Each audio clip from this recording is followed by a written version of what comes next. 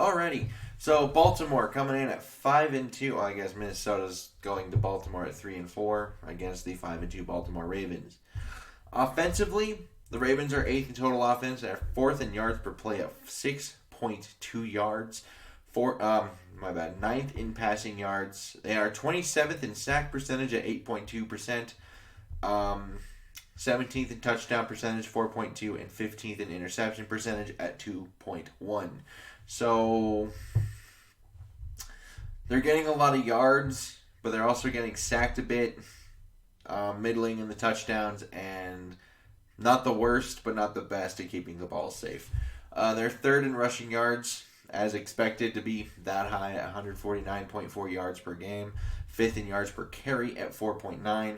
However, 23rd in third down third down offense. My bad. At 36.5%. Third in red zone, 72.7. Eighth in points per game at 26.7. Defensively, not quite as stout. 25th in total defense, 31st in yards per play allowed at 6.3. They are 32nd in passing yards at 296.1 per a game allowed. They are 6th in pressure percentage, though, at 27%, while being 25th in sack percentage at 5.3. So they're getting a lot of pressure, but they're not quite getting there. So that could be a potential problem. They're 4th in rushing yards per game allowed at 86.1. However, 15th in yards per carry at 4.2. 4th in third down defense at 32.5%. Third in red zone at 45, and they're 17th in points per game allowed at 23.4.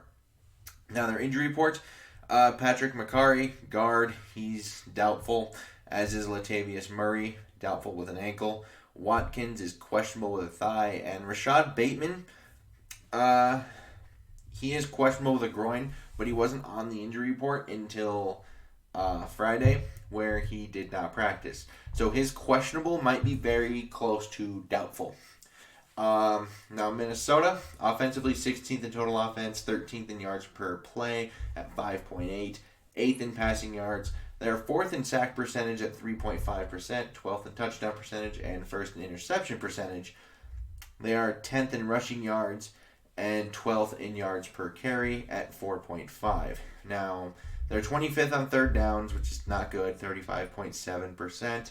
They're 11th in red zone at 65 and 18th in points per game at 23.3. Defensively, 20th in total defense at 367 flat, 22nd in yards per play allowed at 5.7.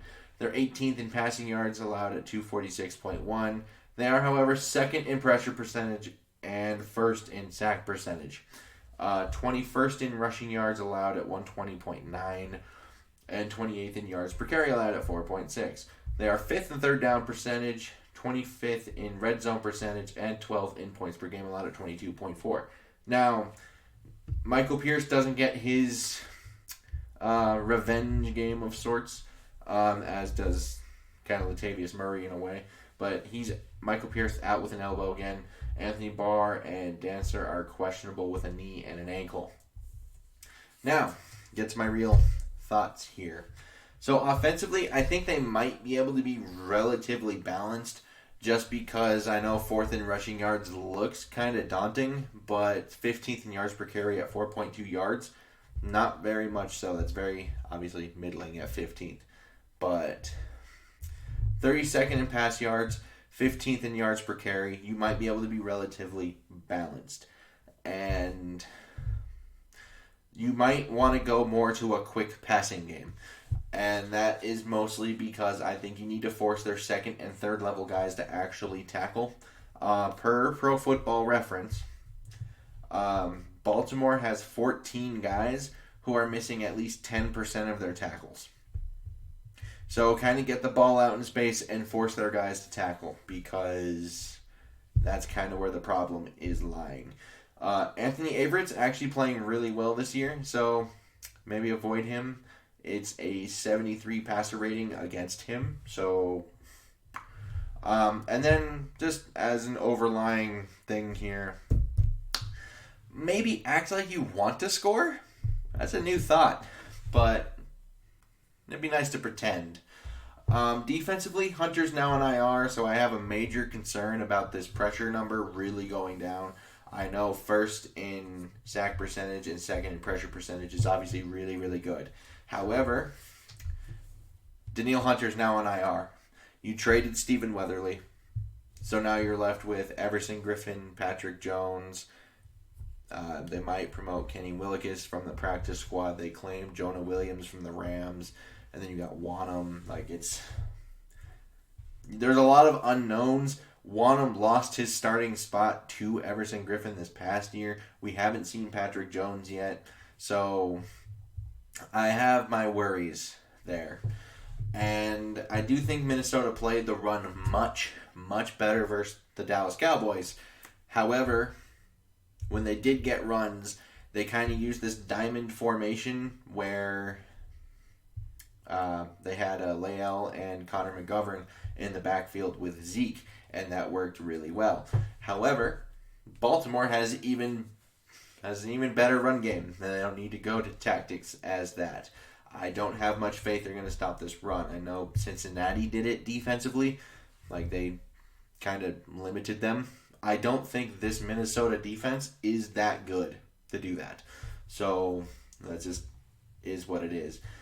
I have Baltimore winning this game 34-24, and they may get the Ravens a few times on offense here because they have talent on the outside. They're not, they're allowing a lot of passing yards. However, you need to avoid sacks. They aren't getting them, but with their pressure percentage being as such, eventually they will.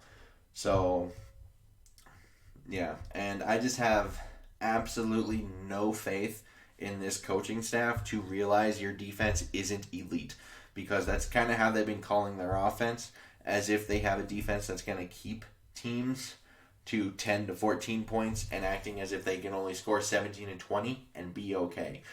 That's not how this is. Their offense is much, much better than their defense. They just need to let it happen, and they're not. I have no faith for them to do that. And it's just an okay defense with a major run game deficiency, which gives me even less hope of beating the Ravens here.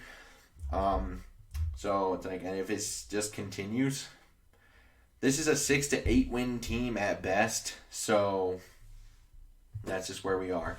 I'd like to know your guys' thoughts down in the comments down below. Like and subscribing, super helpful. And until next time, I bid y'all adieu.